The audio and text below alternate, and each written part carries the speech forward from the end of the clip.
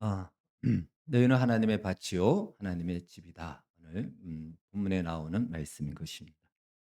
한번 사진 한번 좀 보여 주시겠어요? 예. 여러분 이 사진에서 예수님 얼굴이 보이십니까? 2차 세계 대전 중에 이제 중국인 기자가 막 기독교에 대해서 관심을 가지면서 하나님이 계신 것 같은데 자기는 확신이 없는 거예요.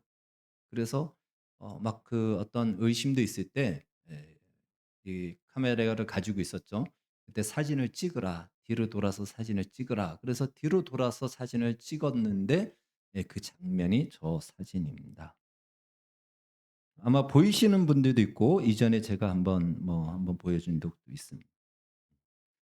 저는 중학교 3 학년 때 저 사진을 처음으로 기독서점 가서 이렇게 봤어요. 그때 기독서점에 가면 저 사진이 많이 유행을 했으니까. 근데 예수님이 찍힌 사진이라고 하는데 제 눈에는 예수님이 안 보입니다. 아무리 봐도 까맣고 하얗지 저게 무슨 예수님의 사진이냐. 그래서 아무리 봐도 안 보이고 그래서 막 엄청나게 기도했어요. 예수님 좀 보이게 해 달라고. 안 보이는 겁니다. 그래서 '혹시 나는 구원받지 못했나?' 그런 마음이 들 정도였어요. 정말 심각하게. 아니 왜 나는 예수님을 믿는데 구원받았으면 저기 예수님의 얼굴이 보여야 될 텐데 왜 안 보이지? 그런 그 마음으로 기도까지 했습니다. 그런데 어느 날 이제 매번 가끔가다 시간 될 때마다 기독서점 갔는데 어느 날 약간 좀 멀리서 저 사진을 봤는데 딱 보이는 거예요. 예. 딱 보여요. 예. 그래서 저 사진을 보면서 너무 기뻐했는데 근데 저 사진은 신앙이 있어서 보이는 것이 아니고 구원받아야지 보이는 것이 아니고 이 음영의 조화로 얼굴이 보이는 겁니다. 이 신앙하고는 상관없는 거예요. 이 시각적, 미술적 이제 어떤 시각의 관점에 따라서 저것이 보입니다. 여러분들 중에도 뭐 대부분 다 보이죠? 예. 그것 때문에 고민하지 마십시오. 예. 저는 그때 고민했는데 이 신앙이 아니고 미술적 어떤 그 감각으로 이렇게 보면은 아 보입니다. 그럼에도 불구하고 그때 저는 저 사진을 보고 예수님이 보인다고 하는 사람은 굉장히 신앙이 좋은 사람인 줄 알았어요. 신앙이 정말 좋은 사람이 뭐다. 나는 안 보이고 그러니까 그렇게 생각했는데 그렇지 않았다라는 것입니다. 이러한 예는 그 뒤에도 신앙생활을 하면서 몇 번을 경험하게 됐습니다. 제가 이제 중학교 때 한참 유행했던 어떤 교회의 흐름 중에 하나가 무엇이냐면 방언이었습니다. 그래서 방언 기도하는 사람은 신앙이 엄청 좋은 줄 알았습니다. 그리고 영적으로 우리가 알지 못하는 신비한 많은 것들을 아마 알고 있는 사람인 줄 알았습니다. 저도 그래서 방언을 엄청나게 사모했고 막 소리를 지르면서 방언 좀 달라고 기도도 하고 그랬습니다. 그러다가 이제 중학교 3 학년 때 방언을 받았는데 물론 방언을 받으면 좋은 유익한 점이 있습니다. 방언으로 기도하면 몇 시간을 기도할 수 있어요. 그러니까 우리말로 기도하면은 기도하다가 기도 제목이 다 떨어지잖아요. 그러면 '뭘 위해서 기도하지?' 이렇게 나오는데 이제 방언으로 기도하면 계속 기도를 할 수 있는 그 유익함이 있습니다. 그러나 방언을 한다고 해서 영적인 비밀을 다 알고 그렇지 않습니다. 혹은 신앙이 갑자기 좋아지고 그렇지 않습니다.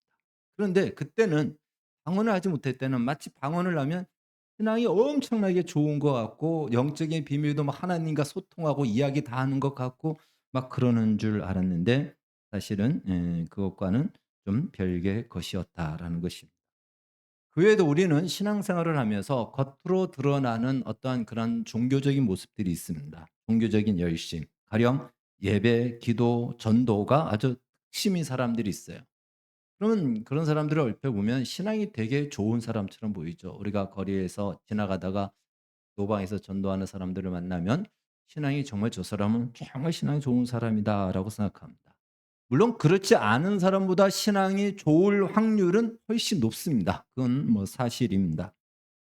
그러나 겉으로 보여지는 것보다 중요한 것이 있다면 그 겉으로 보여지는 것도 중요하지만 그 안에 내용이 있느냐 없느냐. 어릴 때부터 신앙생활을 한 사람은 이미 신앙의 모양을 가지고 신앙생활을 하는 거예요. 그러면서 점점 내용을 채워갑니다. 근데 중간에 예수를 믿은 사람은 내용을 먼저 갖고 모양을 이제 만들어가고 배워가는 것입니다. 그러니까 겉으로 보여지는 형식만이 아니고 그 형식 안에 내용이 채워져 있어야지. 그리고 그 두 가지를 다 봐야지 어떤 하나만을 가지고 그것을 기준으로 분별하든가 판단해서는 안 된다라는 것입니다. 그럼에도 불구하고 우리는 당장 눈에 보이고 귀에 들리는 겉으로 보여지는 것으로 사실은 평가하기가 쉬운 것이 또 사실이기도 합니다. 이러한 실수는 고린도 교회에서도 동일하게 일어났다는 것이죠. 그러니까 이것은 옛날이나 지금이나 항상 교회라는 곳에서는 일어날 수밖에 없다라는 것입니다. 고린도 교회는 겉으로 보여지는 영적 은사를 가지고 어떤 은사가 더 신령한 은사고 더 차원 높은 은사인지 그 은사를 가지고 계급을 매겼습니다. 영적 계급을 매겼어요. 예, 그 은사 중에 방언은 맨 꼴찌입니다. 예, 맨 마지막에 언급할 정도로 막 지식의 은사, 예언의 은사, 병 고치는 은사, 막 그 엄청난 은사들이 이 고린도 교회 안에 많이 일어난 것이죠. 그래서 그걸 가지고 누가 더 영적으로 더 차원 높은 그 은사를 가지고 있느냐 이걸 가지고 이 어떤 신앙의 계급이 매겨졌다라는 것입니다. 또 오늘 우리가 읽은 본문처럼 누구의 제자였냐에 따라서 누가 더 정통인가 이것을 가지고 서로 또 싸웠던 것입니다. 바울의 제자냐 아볼론의 제자냐 해서 내가 정통이다 내가 정통이다라고 이러한 싸움이 있었던 것이죠. 이런 싸움을 하는 이유는 뭐 한 가지죠. 그런 것이 뭐가 있겠습니까? 내가 더 괜찮은 사람이다 하는 거예요. 내가 더 중심에 있는 사람이다라는 것을 인정받고 나타내고 싶어 하는 것이 그것이 그 안에 있는 하나의 동기다라고 볼 수 있습니다. 바울은 이러한 고린도 교회를 향해 복음이 무엇인지 기독교가 무엇인지에 대해서 다시 한번 가르쳐 줄 필요를 느꼈습니다. 기독교 신앙은 그게 아닌데 왜 이 엉뚱한 싸움을 하고 있고 엉뚱한 방향으로 나가는가에 대해서 이 고린도 교회를 향해서 편지를 쓰게 된 것입니다. 이 가르침은 신앙생활을 하는 오늘 우리도 깊이 들어야 됩니다. 왜 그런가 하면 신앙생활하는 우리도 얼마든지 이 고린도 교회가 범하는 실수처럼 똑같이 신앙생활을 그렇게 할 수가 있기 때문에 그렇습니다. 그러니까 방향이 잘못된 거예요. 물론 시작은 다 우리가 예수 그리스도를 믿고 십자가로 시작하지만 방향이 엉뚱하게 정해져서 엉뚱한 인생을 살아갈 수가 있기 때문에 그렇습니다. 성경은 그것을 맛을 잃은 소금이다라고 말하고 그러한 맛을 잃은 소금은 길에 버려져서 사람들의 발에 밟힐 뿐이다. 한마디로 이 세상에 아무런 영향력을 발휘하지 못해서 세상의 조롱거리가 된다라는 이러한 이야기를 하고 있습니다. 자, 이러한 그리스도인, 즉 내용 없이 모양만 가지고 있는 그리스도인, 겉으로 드러나는 것을 가지고 자신을 증명하려고 하는 그리스도인을 향해서 오늘 사도 바울은 그들을 향하여 육신에 속한 자, 어린 아이라고 이렇게 평가를 하고 있습니다. 고린도전서에서는 사람을 세 분류로 세 종류의 사람이 있다라고 분류하고 있습니다. 첫 번째는요, 육에 속한 사람이다. 앞에서 우리가 읽은 말씀 그 앞에 고린도전서 2장 14절에 보면 육에 속한 사람이 있다라고 얘기합니다. 이 육에 속한 사람은 자연인을 얘기합니다. 쉽게 말하면 예수를 믿지 않는 불신자를 얘기합니다. 이 사람들은 앞으로는 몰라도 지금 봤을 때는 구원받지 못하는 사람이에요. 세상 사람을 말하는 것이에요. 이것을 육에 속한 사람이다. 이게 원어적으로 차이가 있어요. 저희가 원어까지는 제가 말씀 안 드리지만 다 원어적으로 달리 표현합니다. 두 번째는 고린도서 2장 15절에 나와 있는 신령에 속한 사람, 영에 속한 사람이 있습니다. 예, 영에 속한 사람은 오늘 바울은 얘기합니다. 그들은 젖이 아닌 밥을 먹을 수 있는 사람이다. 이 히브리서 5장에서는 그들은 단단한 음식, 딱딱한 음식, 고기를 먹을 수 있는 사람이다라는 것이에요. 그들을 향해서 또 장성한 사람이다 그러고 선악을 분별할 수 있는 사람. 이것이 바로 영에 속한 사람이다. 신령에 속한 사람이다. 우리가 소위 신앙이 좋다라고 하는 사람들이 바로 그 사람입니다. 영에 속한 사람들이 신앙이 좋은 사람. 세 번째 분류로 나오는 사람인데 그들은 바로 오늘 본문의 큰 주제가 되는 육신에 속한 사람이다라는 것입니다. 육신에 속한 사람을 오늘 바울은 이렇게 얘기해요. 내가 너희를 어린아이 대함과 같이, 그러니까 어린아이 젖을 먹고 죽을 먹어야 되는 그러한 아이, 그러한 어린 사람, 어린 신앙을 얘기하는 거죠. 자, 저기서 육에 속한 사람은 구원받지 못했지만 영에 속한 사람과 육신에 속한 사람은 다 구원받은 사람이에요. 육신에 속한 사람도 구원받은 사람인 것입니다. 그러니까 육신에 속했다고 해서 구원하고 상관없다, 그 얘기가 아니에요. 육신에 속한 사람도 구원은 받았는데 세상 사람처럼 살아가는 것을 말하는 것. 오늘 본문도 얘기하죠. 세상 사람을 따른다라는 거예요. 세상 사람이 살아가는 가치관과 그 삶의 방식을 쫓아 살아가는 사람을 육신에 속한 사람이다라고 성경은 이야기하고 있습니다. 기독교의 모양은 분명히 가지고 있는데 그 안에 내용이 어떤 내용이죠? 바로 복음의 내용, 복음의 삶의 방식이 없는 경우 육신에 속한 신앙생활을 한다라는 것입니다. 반대로 이런 사람도 육신에 속한 사람이에요.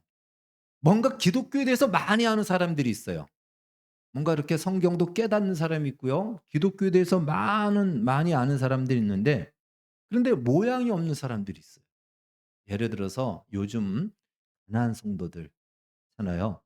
교회는 안 다니면서 기독교인이라고 하는 사람들이 100만 명이 넘다고 합니다. 네. 그런 사람들. 그런 사람들을 옛날에는 무교회주의자다 이렇게 얘기했어요. 교회가 다 타락해 가지고 갈 교회가 없다라는 거예요. 그래서 우리는 그냥 생활에서 알아서 예배를 드리고 알아서 뭐 헌금도 하고 알아서 한다라고 하는, 교회 소속 없이 교회에 다니지 않는 사람들, 이런 사람들도 육신에 속한 사람. 아까 말씀드렸죠? 내용만 가지고 있어도 안 되고 모양만 가지고 있어도 안 됩니다. 모양과 내용이 함께 있어야 됩니다. 근데 내용, 기독교의 복음의 내용은 알고 있어요. 근데 교회는 안 다녀. 그것은 육신에 속한 신앙이다. 이렇게 우리가 이해를 하면 됩니다. 고린도 교회는 대부분 육신에 속한 사람들이었습니다. 그러나 그들이 육신에 속한 교인들이었다 할지라도 뭐 교회를 안 다니던가 어영부영 교회를 다니던가 대충 신앙생활을 하던가 그런 사람들은 아니었습니다. 굉장히 경쟁하듯 열심을 냈던 사람들이고요. 또 은사가 나타난다라는 것은요, 기도를 많이 한다라는 겁니다. 지금도 은사 사역을 하는 곳은 기도를 많이 하는 곳에 은사가 나타나요. 기도 적게 해서는 은사는 절대로 나타나지 않습니다. 그러니까 은사가, 이런 여러 은사가 나타난다는 것은 기도를 어마어마하게 한다라는 거예요. 네. 그러니까 기도도 정말 많이 하는 사람들이고 또 경쟁하듯이 열심히 내는 사람들인데 불구하고 바울은 그들을 향하여 육신에 속했다라고 이렇게 평가하고 있다라는 것입니다. 왜 그럴까요? 바로 그것은 우리 신앙의 가장 핵심이라고 말할 수 있는 복음을 잃어버렸기 때문에 그렇습니다. 복음을 모르기 때문에 그래요. 기독교 신앙의 핵심이라고 말할 수 있는 이 복음. 오늘날도 우리가 이 복음을 모르면 교회 생활과 신앙 생활을 열심히 하는데 우리도 평생 육신에 속한 신앙으로 머무를 수가 있다는 것입니다. 그래서 정말 복음이 무엇인지 우리는 신앙생활을 하면서 계속해서 점검해야 돼요. 계속해서 복음에 집중해야 되고 복음이 무엇인가? 이 복음을 놓치는 순간 엉뚱한 방향으로, 엉뚱한 목적으로 신앙생활을 하기 때문에 그렇습니다. 그래서 오늘은 이 기독교 신앙의 핵심, 복음이 무엇인지에 대해서 다시 한번 살펴보도록 하겠습니다. 우리가 고린도서 1 장과 2 장을 살피면서 가장 중요한 그 주제였던 것 중에 하나가 무엇이냐면 십자가였습니다. 십자가는 하나님의 지혜다라고 얘기했습니다.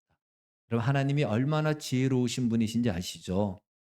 천지를 창조하신 그 지혜는요, 말로 다할 수 없는 지혜입니다. 어마어마하게 지혜가 엄청나잖아요. 그 모든 것들을 경영하고 지금까지도 유지하시잖아요.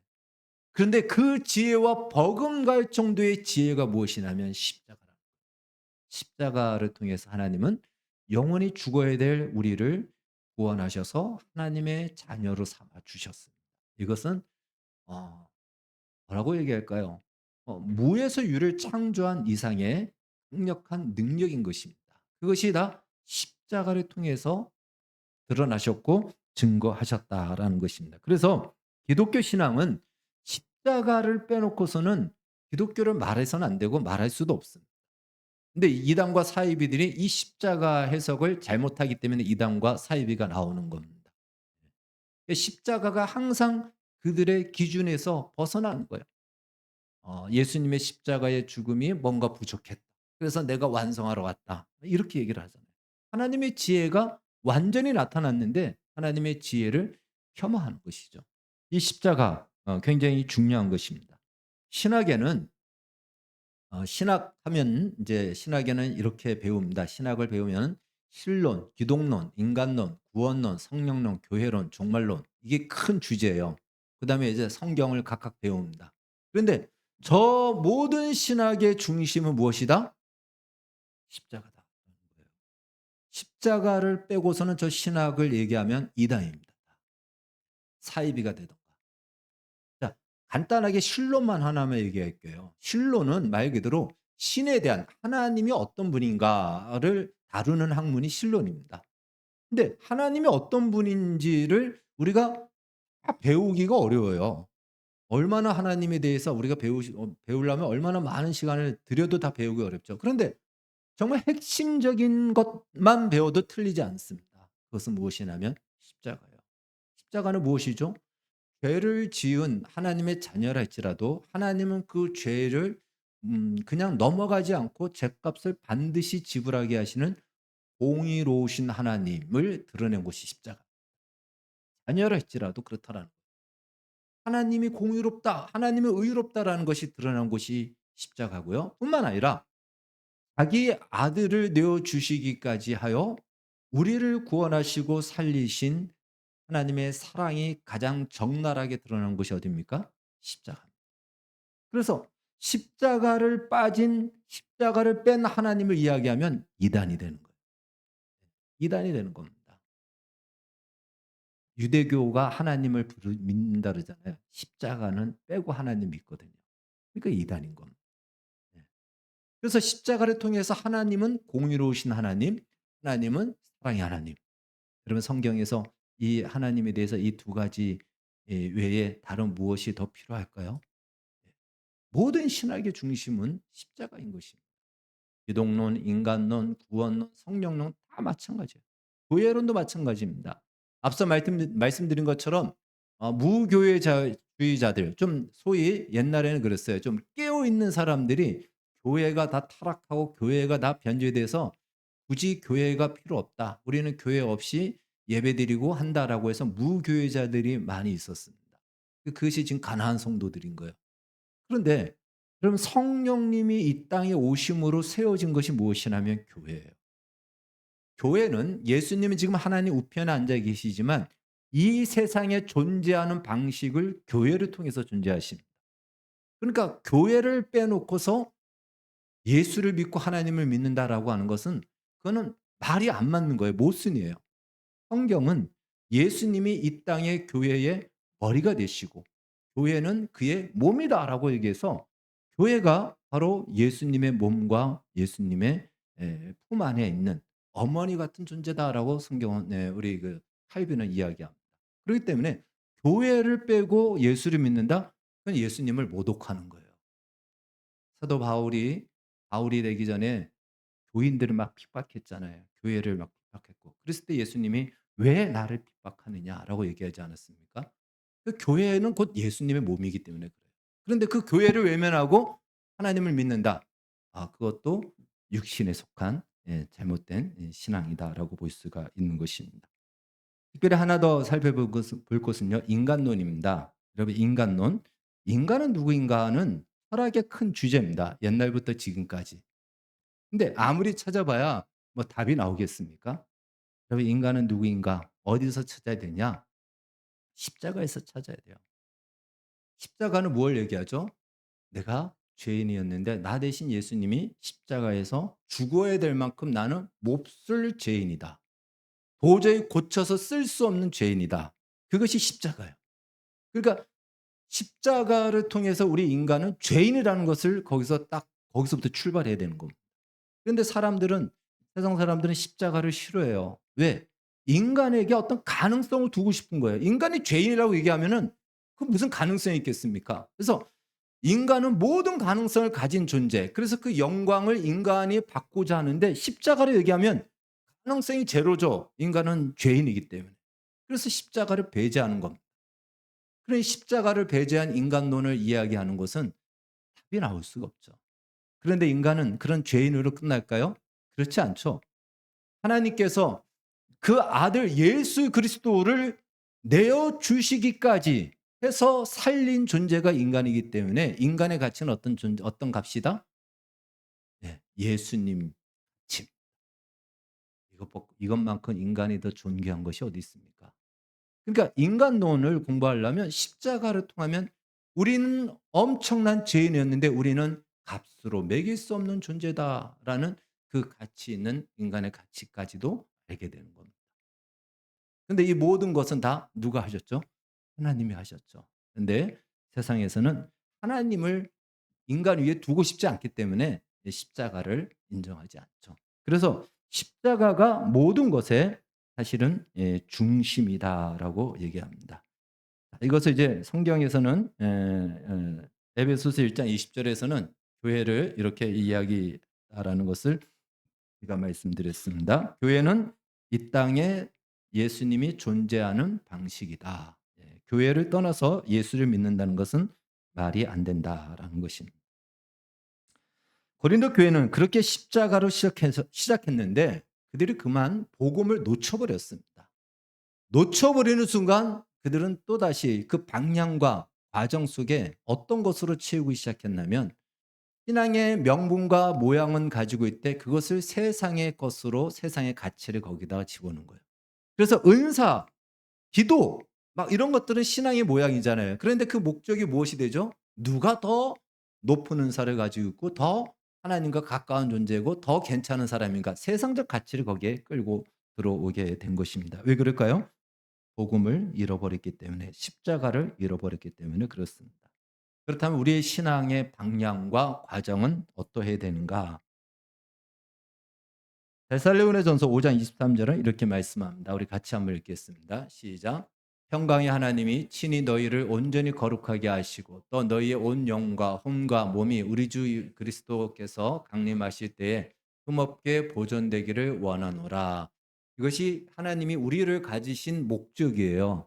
우리가 바라봐야 될 하나님의 마음입니다. 자, 또 그 뒤에 하나 말씀 더 하고 있습니다. 에베소서 4장 시작. 그가 어떤 사람은 사도로, 어떤 사람은 선지자로, 어떤 사람은 복음 전하는 자로, 어떤 사람은 목사와 교사로 삼으셨으니 이는 성도를 온전하게 하여 봉사에 이르게 하며 그리스도의 몸을 세우려 하심이라. 우리가 다 하나님의 아들을 믿는 것과 아는 일에 하나가 되어 온전한 사람을 이루어 그리스도의 장성한 분량이 충만한 데까지 이르리니. 아멘. 지금 에베소서 4장 11절에서 13절의 말씀에는 두 가지를 얘기합니다. 하나는 그리스도의 몸을 세우는 것이 목적이다. 그리스도의 몸이 무엇이라 그랬죠? 교회입니다. 교회를 세우는 것이 우리가 이 땅에 존재하는 목적인 것입니다. 또 하나 무엇이라 그랬죠? 그리스도의 장성한 분량에 충만한 데까지 이르는 것이 우리가 이 땅에 존재하는 우리의 목적과 비전이다라는 것입니다. 성숙한 신앙이 되는 것이고 몸된 예수 그리스도의 교회를 풍성하게 충만하게 세워가는 것이 우리가 존재하는 목적이다라고 이렇게 우리에게 가르쳐 주고 있는 것입니다. 이 두 가지를 위해서 하나님께서는 기적도 베풀어 주시고 또 놀라운 역사도 허락하시고 때때로 고난도 허락하십니다. 이것이 우리의 대의적인 최종적인 목적과 비전이다라는 것입니다. 이것을 오늘 본문식으로 얘기하면 너희는 바로 하나님의 밭이요 하나님의 집이다라는 것입니다. 여기서 요 필드입니다. 필드 들판이라고 볼 수도 있고 필드고 밭은 집은 하우스이지만 빌딩이에요. 건물을 얘기하는 것입니다. 다시 말해 이 필드는 필드 자체가 목적일 수가 없어요. 밭은 밭 자체가 목적이지 않잖아요. 밭은 밭이 목적이 아닙니다. 그 밭에 무언가를 하려고 할 때 그 바탕이 되는 것이 밭입니다. 농사를 짓고 싶은 사람은 씨를 심죠. 그래서 열매를 거두기 위해서 밭이 되는. 집을 지으려고 하는 사람은 그 땅을 잘 일구어서 대지를 서서 건물을 짓습니다. 축구를 하는 사람은 그곳이 무엇이죠? 운동장이 되는 것입니다. 그러니까 밭은 밭 자체의 목적이 아닌 진짜 목적을 위한 하나의 디딤돌 역할을 하고 바탕이 되는 것이다. 그래서 이 두 가지가 이제 우리의 방향과 목적이 돼야 되는 내용이다라는 것입니다. 첫 번째는 바로 하나님의 목적은 집이라는 거예요. 집. 집입니다. 집은 건물을 얘기합니다. 성경은 여러 군데서 이 건축의 이야기를 하고 있습니다. 하나님의 사람으로 완성되어져 가는 것을 마치 건물이 완성되어지는 것이다라고 말씀합니다. 에베소서는 이렇게 말씀합니다. 시작. 너희도 성령 안에서 하나님이 거하실 처소가 되기 위하여 그리스도 예수 안에서 함께 지어져 가느니라. 함께 만들어지고 함께 지어져 간다. 건축의 어떤 그 용어를 가지고 우리의 신앙생활을 이야기합니다. 한때 TV 프로그램에서 그 멋진 집을 소개하는 그런 프로그램이 있었어요. 지금도 보면은 부동산 소개하는데도 지금 이제 그런 집들도 많이 나오는데 정말 어떤 집들은 그냥 외관으로도 그냥 탄성이 막 자아날 정도로 대단한 집들이 많습니다. 정말 우리 동백도 사실은 저쪽 가면 좋은 집들이 많이 있더라고요. 우리가 안 돌아다녀서 그렇지 멋진 집들이 있습니다. 우리 한국은 뭐 아파트가 많지만 그래도 가끔씩 보면은 정말 멋진 집들이 있습니다. 물론 미국이나 이런 데는 뭐 비교할 수 없을 정도의 대저택들이 있죠. 그런데 겉도 그런데 그 안에 들어가면 내부 인테리어나 이런 것들이 정말 뭐 입을 다물지 못할 만큼의 그 정도로 멋진 집들이 있습니다. 네, 그런 집을 볼 때마다 어떤 마음이 듭니까? '나도 저기서 한번 살고 싶다.' 이런 마음이 들잖아요. 예. 예, 그래서 그런 프로그램도 또 하는 것입니다. 반대로 어떤 지방을 가다 보면은 건물이 짓다가 먼 일로 중단된 상태에 있는 건물들이 있습니다. 이 양평 어디 가다 보면은 그 휴게소 옛날에 클린턴 휴게소라고 이름을 지었는데 그게 또 오래전에 짓다가 말았어요. 근데 얼마 전에 제가 몇 년 한 작년인가 지나가면서 봤는데 아직도 그 건물 그대로 있는 거예요. 예. 한 20년 전에 시작했던 건데 뭐 부술 수도 없으니까 그냥 놔두는 것 같아요. 골격만 세우고는 그냥 뭐 부도가 났는지 멈춰 보는 겁니다. 막 지을 때는 좀 모양이 없어도 기대가 있잖아요. '아 어떤 모양이 나올까.' 그런데 짓다가 말아 버리고 아무도 안 살고 관리도 안 하면은 나중에는 '흉가가 없는 것이 차라리 낫겠다.' 정말 보기가 너무 민망스럽고 끔찍스러운 그런 모습들이 있지 않습니까? 바로 그렇듯이 우리의 신앙이 계속해서 지어져 가고 성장하고 자라가지 않으면은 분명히 집은 집인데 건물은 건물인데 기독교인은 기독교인인데 이 누가 봤을 때 살고 싶은 마음이 없는. 살고 싶으려면 뭐가 있어야 될까요? 그 집만이 가지고 있는 매력이 있어야 되거든요. 근데 나와 내가 사는 집과 똑같으면은 매력을 느낍니까? 못 느끼죠. 뭐 저 집이나 내 집이나 똑같으니까. 우리 집에는 없는 뭔가 좀 디테일하고 더 세련된 또 뭔가 편리한 이런 것들이 있을 때 한번 정말 궁금증도 있죠. 그러니까 우리 기독교 신앙을 가진 사람들이 세상 가운데서 혹은 교회 안에서도 다른 사람이 없는 기독교 신앙인들만이 가질 수 있는 그 삶의 방식과 가치를 가지고 살아갈 때 세상은 자기들이 없는 매력을 교인들에게 느끼는 거예요. 우리는 다 이렇게 사는데 사람은 어떻게 저렇게 살지? 왜 저런 손해를 보면서도 왜 저렇게 살지? 그게 어리석어 보이지만 깊은 충격을 주는 거예요. 예. 바로 그렇게 지어져 간 것이다. 무엇으로? 우리의 복음과 신앙 안에서 그리스도의 그 머리로까지 자라가는 것입니다. 그것을 골로새서는 이렇게 묘사하고 있습니다. 한번 같이 읽겠습니다. 시작. 우리가 그를 전파하여 각 사람을 권하고 모든 지혜로 각 사람을 가르침은 각 사람을 그리스도 안에서 완전한 자로 세우려 함이니 이를 위하여 나도 내 속에서 능력으로 역사하시는 이의 역사를 따라 힘을 다하여 수고하노라. 그러면 저기 중간에 완전한 자로 세우려 합니다. 하나님은 우리를 그리스도 안에서 완전한 자. 옛날 성경은 온전한 자다 이렇게 나와요. 나같이 부족하고 흠이 많은 나를 완전한 자로, 온전한 자로, 거룩한 자로 세우는 것이 하나님이 우리를 부르시고 살게 하시는 목적이다라는 것입니다. 우리가 그렇게 하나님의 집으로 완성되어지면 사람들의 '저 집에서 살고 싶다.'라고 하듯이 관심과 집중이 될 것입니다. 바로 그렇게 하나님을 부정하는 세상에서 하나님의 존재를 믿고 하나님을 경외하는 삶을 살아가는 것입니다. 두 번째 목적은요. 밭이 되는 것입니다.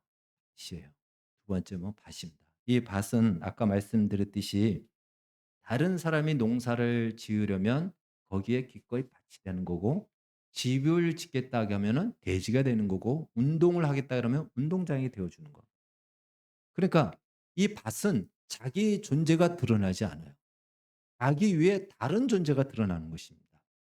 기꺼이 우리의 신앙이 그 신앙으로 기꺼이 나를 드러내는 것이 아닌 나의 수고로 나의 어떤 바탕으로 그 위에 나를 밟고 그 위에 집을 짓고 운동을 하고 또한 농사를 지을 수 있도록 기꺼이 자기는 땅이 되어 주는 것 그것입니다. 물론 우리 사람들은 결과 드러나는 것에 집중하고 또 그것을 우리는 누리기로 하는 왜? 그 결과가 과정을 입증해 주기 때문에 그렇죠. 이번에 우리 그 손흥민 선수가 있는 토트넘 핫스퍼가 유로파 대회에서 우승을 했습니다. 예. 그 클럽은 41년 만에 이제 그 우승을 했고 손흥민 선수는 그동안에 우승이 하나도 없었잖아요. 그런데 10년 만에 이제 우승컵을 들었어요. 그래서 그 10년 동안 많은 사람들이 우승컵을 잘하는 사람들이 우승을 하고 싶어서 다른 클럽으로 갔지만 손흥민은 가지 않았죠. 그 사람들이 조소하고 조롱도 많이 했죠. 그러나 그걸 참아내고 견뎌내고 마침내 우승컵을 들었어요. 그래서 "더 값진 우승컵이다."라고 지금 평가가 되고 있습니다. 결과로서 그 10 년의 과정을 다 증명해 낸 겁니다. 그러니까 우리는 그 결과에 사실 집중되어지는 것은 사실이기도 합니다. 그러나 성경은 우리에게 이렇게 얘기해요. 오늘 이 고린도 교회의 싸움이 무엇입니까? "내가 바울의 제자다. 내가 아볼로의 제자다."라고 말하면서 내가 그런 사람이니까 결과적으로 내가 여기에 중심이고 내가 여기에서 권리가 있는 사람이다라고 말하고 싶은 거거든요. 자신을 드러내고 싶은 거거든요. 근데 바울은 얘기합니다. 나는 뿌렸고 아볼로는 물을 주었고 그러나 자라나게 하시는 분은 하나님이시다라고 얘기합니다. 그러니까 우리는 기꺼이 물을 줄 수도 있고 그걸로 내 인생이 끝날 수도 있고 씨를 뿌리고 그걸로 내 인생이 끝날 수도 있습니다. 그러면 그것을 수확하는 사람이 그 모든 영광을 갖느냐? 세상에서는 어쩌면 그럴 수 있겠죠. 근데 하나님 나라에서는 그렇지 않다라는 것입니다. 물 주는 사람이나 씨를 뿌린 사람이나 똑같이 자기의 일로 영광을 받고 상을 받을 것이다라고 성경은 우리에게 말해 주고 있습니다.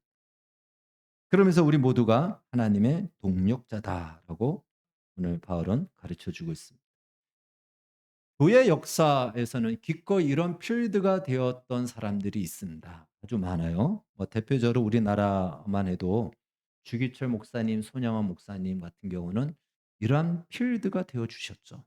그래서 그 위에 한국 교회가 서서 잘못된 길로 갈 때마다 주기철 목사님을 생각하면서 '우리가 이렇게 가서는 안 되지.' 손양원 목사님 생각하면서 '기독교가 이렇게 돼서는 안 되지.' 그런 하나의 이정표가 되었던 겁니다. 그러니까 내가 그 결과의 영광을 받는 것이 아니고 기꺼이 나는 밭이 되어 주는 거예요. 그래서 이것은 바로 신앙의 무엇을 얘기하냐면 성숙을 이야기하는 성숙한 신앙을 얘기하는 것입니다. 교회 안에서도 마찬가지입니다. 우리는 누군가가 다 드러나고 주목받고 싶어 하는 것은 누구나 다 같은 마음이에요. 그러나 성숙한 신앙은 드러나지 않을지라도 약한 자를 드러내시고 드러내고 그를 올리고 그를 세우는 일에 기꺼이 보이지 않는 밭이 되어주는 이 신앙. 이것이 바로 하나님께서 그 밭 위에서 마음껏 일하실 수 있는 터전이 되어주는 나는 주목받지 못하더라도 하나님의 일하심이 나타나기를 하나님의 역사가 마음껏 펼쳐질 수 있는 그 근거가 되어주는 그 자리 바로 그것이 우리의 에, 비전이고 우리의 목적이다라는 것입니다. 물론 우리는 조건과 환경이 더 좋으면 예수를 더 잘 믿고 하나님을 잘 믿을 수 있다라고 생각합니다. 그러나 하나님의 은혜는 그러한 조건과 환경을 뛰어넘어 역사하시지 그런 조건과 환경에 좌우되지는 않습니다. 예. 우리가 죽는 자리까지 찾아오신 그 하나님의 은혜로 그것이 십자가고 또 그 안에서 우리는 생명을 받았습니다. 그렇기 때문에 우리가 얼마든지 우리의 환경과 조건이 어떠하든지 믿음으로 살려면 살 수가 있습니다. 살지 않을 뿐입니다. 복음과 자꾸만 다른 방향을 갖게 되는 거예요. 그래서 우리가 이 교회에서 시험에 들던가 인생에서 시험에 들면요. 여기서 정말 잘 이겨나가야 돼요. 이기지 못하면 우리를 시험 들게 한 것보다 더 악한 자가 돼야지만이 그 시험을 그냥 그 시험을 그냥 밟고 가는 겁니다. 이제 제가 한인교회에서도 사역을 해서 알았는데요. 거기서도 그래요. 어느 분이 어느 부서에 들어갔다. 그러면 자기는 그 부서에 안 들어가겠다라는 거예요. 예. 그래서 때때로는 어느 분이 어느 교회 나가면은 한인교회에서는 그 사람 때문에 나는 그 교회 안 나가겠다. 이렇게 됩니다. 그러니까 이것은 뭐냐면 그 사람이 나에게 시험을 준 것은 사실이지만 그 시험에 내가 넘어지면 어떻게 되냐면 그보다 더 악한 죄를 짓게 되는 거예요. 하나님이 불렀는데도 난 안 가겠다라는 거예요. 안 하겠다라는 거예요. 그래서 우리가 이러한 시험에 들지 않도록 기꺼이 내가 상처를 받았다 할지라도 견뎌내고 바탕이 되어지고 보이지 않는 존재라 할지라도 하나님이 그 위에서 일하실 것들을 그 위에서 하나님의 집을 짓고 하나님의 교회를 세우고 하나님께서 완성해 가는 그것을 같이 기뻐할 때 주님께서는 우리에게 동일한 상으로 갚아주신다라고 말씀하고 있습니다.